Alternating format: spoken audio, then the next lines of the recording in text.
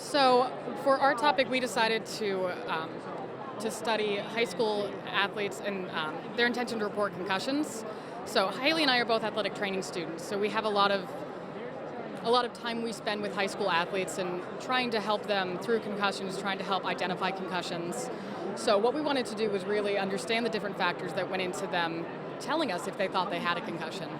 We did two surveys. One was more of a concussion knowledge, one that we split up between signs and symptoms, could they recognize those, and then the long-term effects. So both the high school students and their parents took that one, and then the students took an intention to report survey. So would they intend to report a concussion if they had one? And those were all more like scenario-based questions.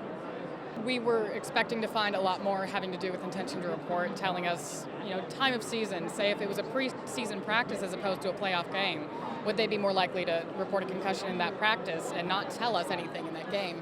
We found no significance whatsoever with intention to report. There doesn't seem to be anything we do that will get them to tell us if they have a concussion.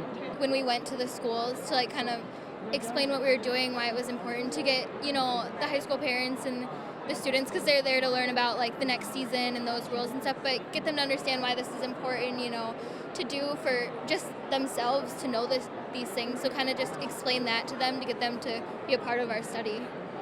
Well, we would hope that this could aid future researchers understanding what we can do different to get athletes to tell us when they have concussions.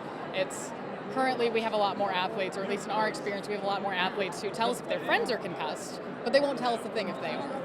And we'd like to change that. We have, I guess not just that, but also getting them to understand more.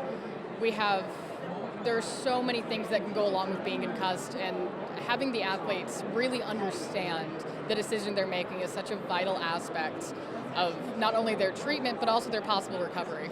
So if we could get them to understand them a little more, that'd be very beneficial. We're both going to graduate school after, so it's definitely a great opportunity for us to learn the basis of research and how to do that ourselves, and be questionative, be able to be this is what I want to know, and how to go about learning more about that. I just accepted a position at Augusta University down in Georgia for their doctoral program in neuroscience. So this really is just right up my alley. I'd like to study traumatic brain injury, and I'd like to study concussion, and this gives me a really good basis of going, this is what I'm interested in with this topic, and this is how I want to go about learning about it. There's a lot of things that legislators need to understand with concussions, and just how important education and treatment is.